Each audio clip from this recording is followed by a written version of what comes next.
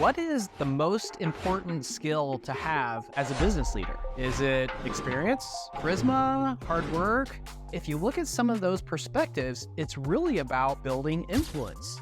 What I would point to is Robert Cialdini's book, Influence and the Science of Persuasion. In this video, we'll talk about the 6 principles and how those can help you increase not only your influence, but your effectiveness as a business leader.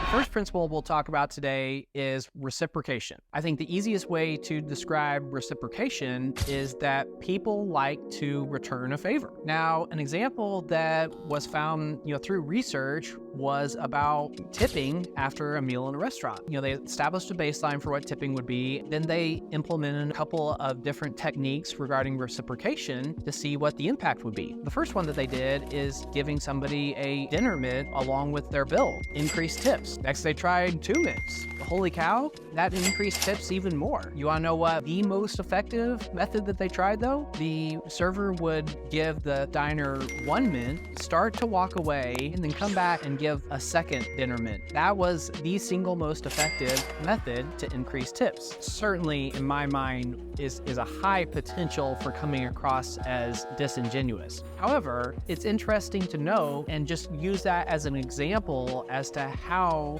and why people's behaviors or actions might be different based off of that. It was something unexpected and appreciated, and because of that, they wanted to reciprocate that by leaving a bigger tip. The second principle we'll talk about today is scarcity. The general idea here is that people want more of something when it's deemed to be available in lower quantities. I will tell you that I would not use this approach whenever I'm interacting with a business owner.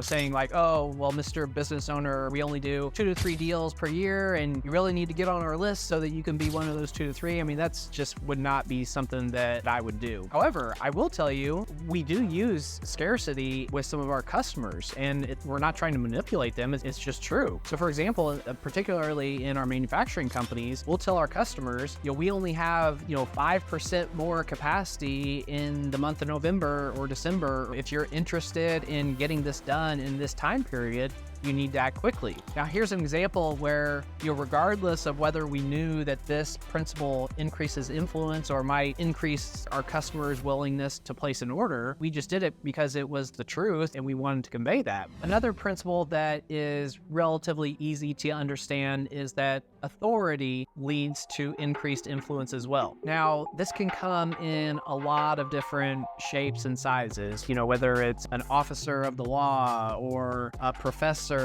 or a C-level executive within a company. All of those people are going to be regarded as authority figures, and therefore their influence will be increased. Authority doesn't necessarily have to come from the fact that you have a certain title or a certain job or whatever. One interesting study that was conducted was about real estate agents. The purpose of the study was to determine if slightly changing the way that callers are introduced to the real estate agents would have any impact on whether or not people actually signed up with them. So instead of saying, yeah, I'll connect you with Joe, he's a great agent and he'll do a good job for you, the script was changed so that the person taking the call would say, I'm going to connect you with Joe. He has 20 years of experience selling houses, just like the one that you're trying to sell. They got 20% more appointments and 15% more signed contracts. That's pretty interesting that a simple tweak like that is a very meaningful impact on overall performance. Again, talking about the potential for misuse, authority is a clear example of where it can be used in a negative way. Called like the Milgram experiment, where they were trying to understand how ordinary people could have committed such atrocities as a part of the Nazi era. How the example was set up is you had a person like in a lab coat, very formal, and you definitely believe this person had authority. Then you had an actor,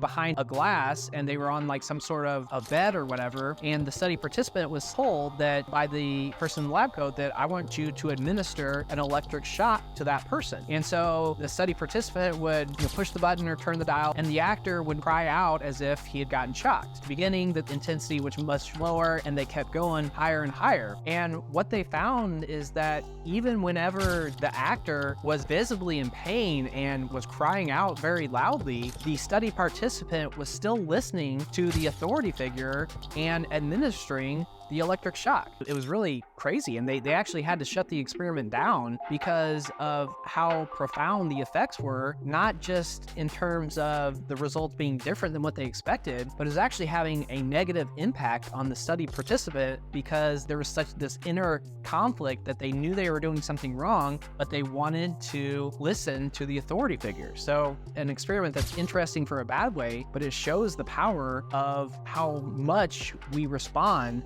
to an authority figure. Another important principle to increase influence is liking.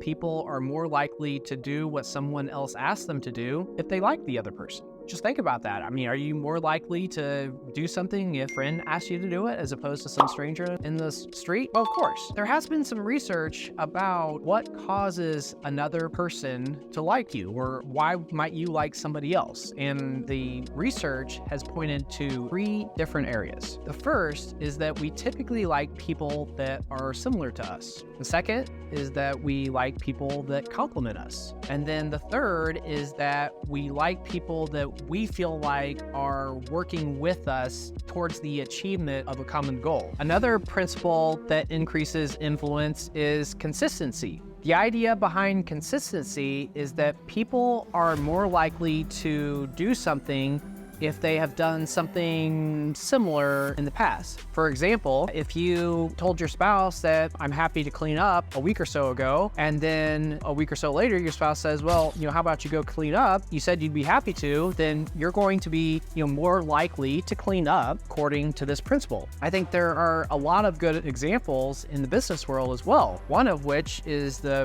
very successful retail chain Costco. You can make an argument that customers are more likely to continue shopping there simply because they've signed up for a membership. What do I mean by that? Well, if you look at the principle of consistency, what that would say is that members have committed or have performed an act that if they continue shopping there, it will reinforce that act. And so by Costco requiring this membership, perhaps that's part of the reason why they have such loyal shoppers, is because the shoppers want to be consistent with their past actions. The final principle that Dr. Cialdini talks about is social proof. The idea behind social proof is that especially during periods of uncertainty or situations, people are more likely to behave in a manner that is consistent with what they see other people doing. One research example was whenever there was a class of students and all the other students were actors except for the study participant, and they started piping smoke underneath the door, and the study participant would simply do anything. That's a strong example of social proof. The study participant was in a situation of uncertainty.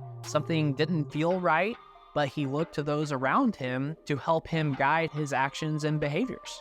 Like, talk about peer pressure and keeping up with the Joneses. The concept of social proof is absolutely used in marketing as well. Now, I don't love this, but I feel like it's almost without fail the approach that will be used by literally every single pest control person that comes to our door is, hey, Mr. McLean, how you doing? I want to talk about bugs, blah, blah, blah. And Sally's down the street, she's really been happy with our service. And Bob over there, he really likes our service as well. Great example of social proof being used in a situation where one person is actively trying to influence you to undertake a certain behavior or purchase a particular service.